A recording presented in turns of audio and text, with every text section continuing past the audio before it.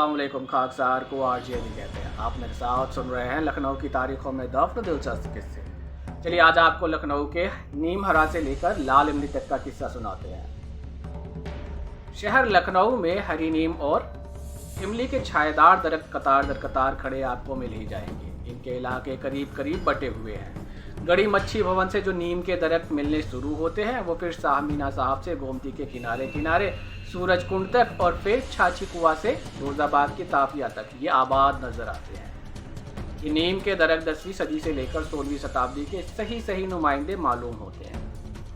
इनमें से कुछ दरख्त तो इनसे भी कई सौ साल पुराने हैं।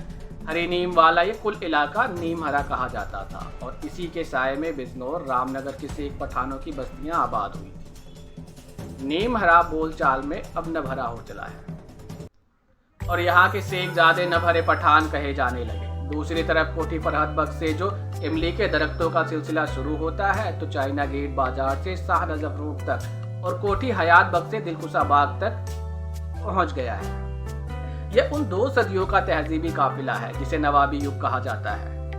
नवाब सादत अली खां के वक्त में ये कुल इलाका आबाद हुआ था और ये सारे इमली के दरख्त उन्हीं के ज़माने में लगाए गए थे।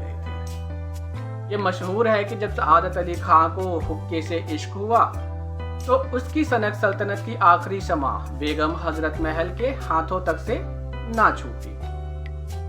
जब हुक्के का शौक लखनऊ में आम हो चला तो उसी के हिसाब से इमली का कोयला कसरत से दरकार हुआ और उस जमाने में आयात और निर्यात की ना तो बहुत सी सुविधा थी और ना ही लोगों को उस पर यकीन था और उद्योग हर काम को अपने ही शहर में कायम किया जाता था।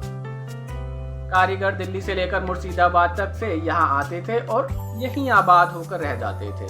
इसलिए जनाब हुक्के के फरियाद पर लखनऊ में ही कोयले की हरी खाने लगा दी गई और वह सच्चा कोयला लखनऊ वालों के चिलम में दहकता रहा और फूकता रहा। बीते हुए कल में जिस तरह नीम वाला इलाका न भरा कहा जाता था, ब्रिटिश काल में इमली वाला खास इलाका लापलास के नाम से मशहूर था। नीम की निमकोरियां और दातूनों की बातें गुजरे वक्त के साथ साथ गुजर गईं। हाई स्कूली बच्चे अपने लड़कपन में हजरत महल पार्क में इमली का स्वाद लेने जरूर आते जाते रहते थे। इसमें कोई शक नहीं कि नवाबी के दौर की ये खट्टी मीठी और चटपटी इमलियां थी बड़े ही मजेदार।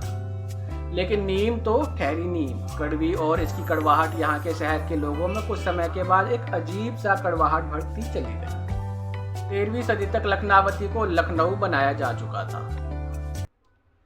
नीम के दरख्तों के साथ साथ बिजनौर के शेखजादों के मकान बनते चले गए और फिर उनके वंशज शेख नभरा या फिर नीम हरा कहे जाने लगे। इसी जमाने में लक्ष्मण टीले पर शाह मोहम्मद ने अपना सिक्का जमा लिया और फिर वहीं उनकी मज़ार बनवाई गई। उनके ही उस्ताद शाहमीना साहब थे जो हिजरी 870 यानी कि 1456 में जन्नत नसीब हुए और मच्छी भवन के करीब दफनाए गए।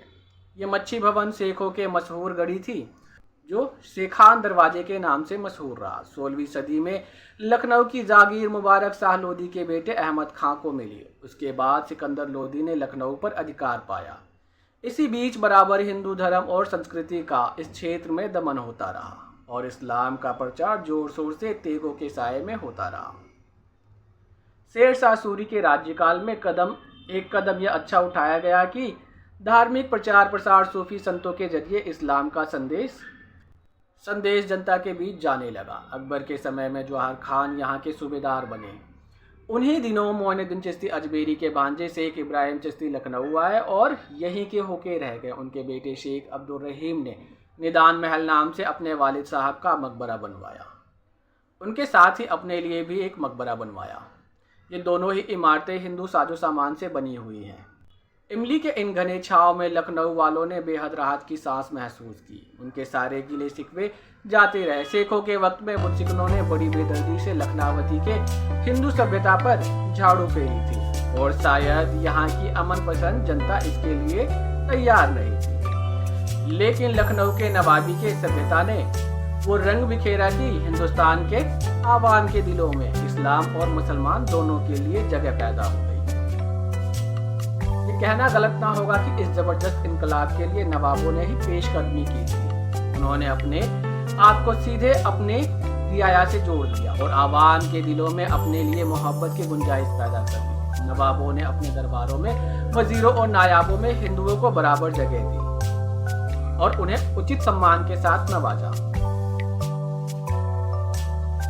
आप सुन रहे थे मेरे साथ किस्सा हरिनीम और लाल इमली का। खाकसार को आरजे अली कहते हैं। मिलते हैं फिर आपसे यहीं किसी नई दास्तान के साथ। तब तक के लिए खुदा हाफिज।